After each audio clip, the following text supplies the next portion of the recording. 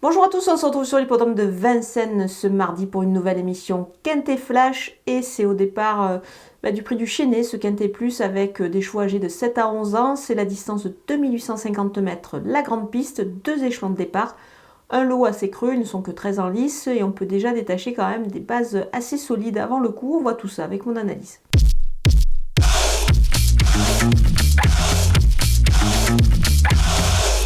On attaque avec mes bases et le numéro 1, Galago du Cadran. Le cheval est pieds nus et prêt encore à réaliser une très belle performance. Il est vraiment extra en ce moment. Je pense qu'il n'y a pas de raison de le voir une nouvelle fois viser la victoire. Le numéro 8, Goéland Daupfort. Il affronte des chevaux de qualité. Il doit certes rendre la distance, mais on le connaît bien. Ce cheval-là, il a beaucoup de moyens. Il a aussi beaucoup de qualité. Donc je pense qu'il est capable de le faire ici. Le numéro 3, Great of Madrid, il est pieds nus cette fois. Et il a des lignes avec des bons chevaux.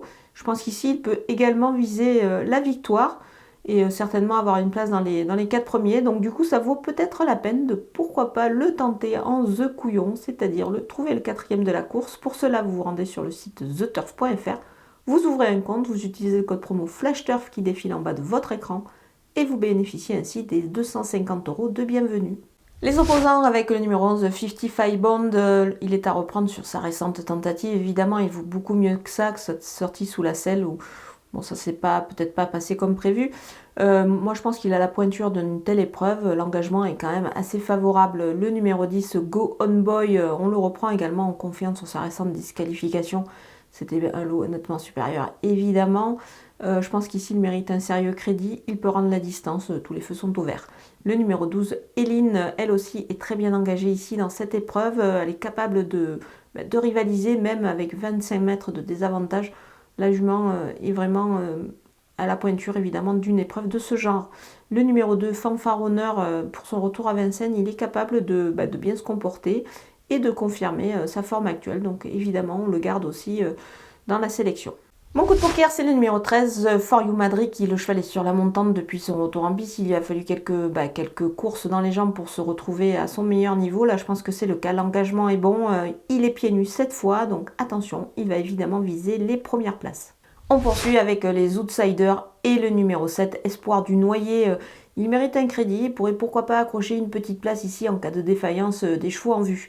Le numéro 4, Dousti, avec Franck Nivard au sulky, il tentera de pourquoi pas créer aussi une petite surprise. C'est vrai que les bases semblent assez solides dans cette épreuve, mais attention, les surprises peuvent être aussi dans la course.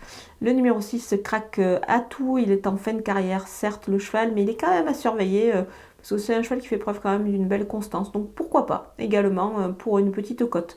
Le numéro 5, De la Chenevrière, déféré des 4 pieds, ça lui est pas arrivé depuis très longtemps, donc ça peut également créer une petite surprise à l'arrivée. Attention, on va la glisser évidemment en bout de piste. On termine avec les délaissés, ou plutôt mon délaissé, c'est le numéro 9, Falco d'Avaroche. C'est une rentrée, il est ferré, je pense qu'il aura d'autres engagements à venir, donc on va s'en passer ici. Voilà, on a passé en revue tous les partants de ce Quintet Plus de Vincennes. Je vous laisse avec ma sélection et mes conseils de jeu.